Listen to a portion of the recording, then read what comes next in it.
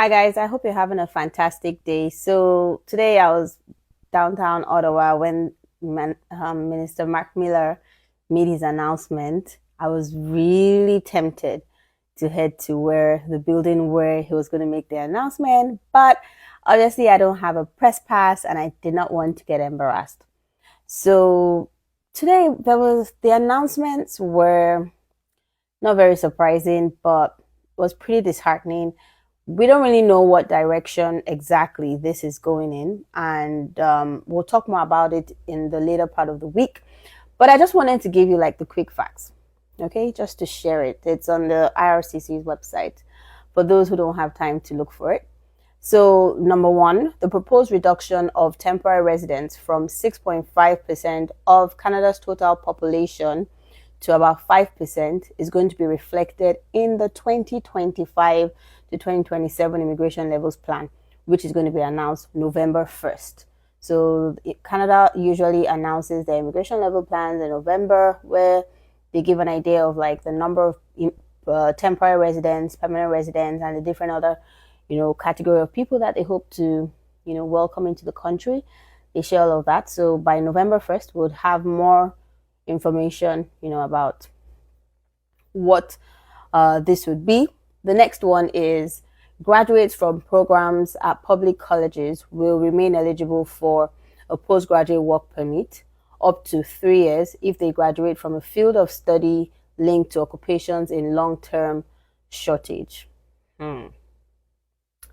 As part of the changes to the postgraduate work permit program, all applicants will be required to demonstrate minimum language proficiency in either French or English, and they're expected to have a CLB 7. This is supposed to prepare them in transitioning to PR. Before, just graduating from a postgraduate work permit eligible program would be the minimum requirement for you to be able to apply. But now they're adding a language proficiency to it. And that is for applications being submitted on or after November 1st.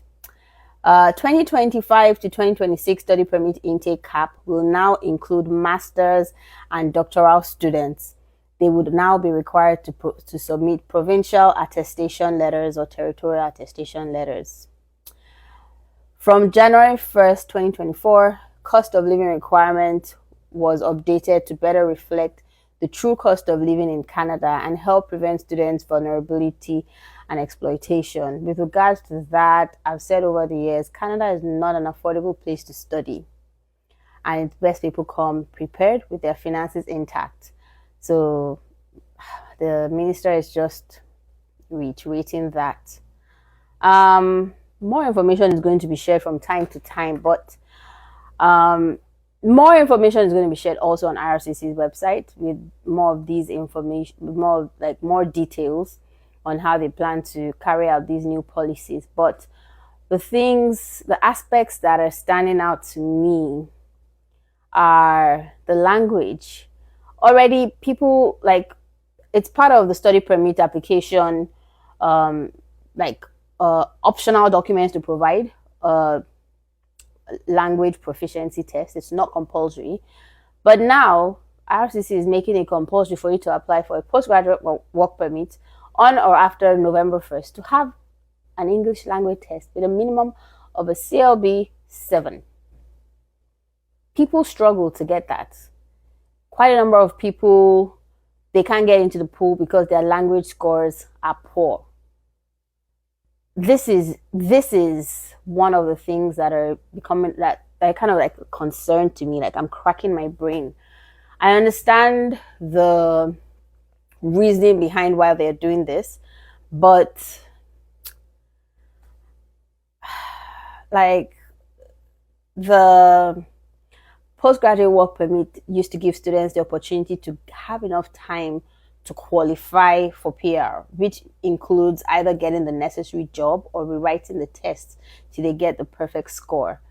So if this is now being required to apply for a postgraduate work permit, like, I don't know. And then once the announcements were made earlier in the year about how master's and graduate level students do not need to have like they're not required to provide attestation letters. Now they're saying they do. People rush to get into master's programs and higher. You know, they try to like the number of students who typically would have gone for a postgraduate work permit program. We're now trying to go for masters. Now IRCC is saying those masters and graduate doctoral program people now need to provide attestation letters, even though they reserve like a reasonable cap for them. But the fact that they now have to have attestation letters,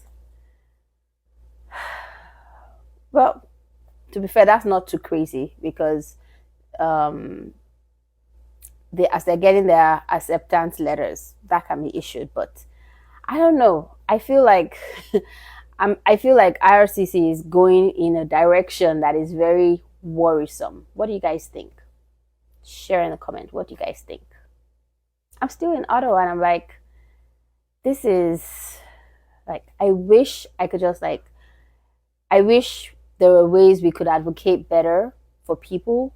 But I know that the country is angry. The country is, they're really upset because they feel that, you know, there is no more integrity in their immigration system. And this is what IRCC is doing to try to restore that integrity.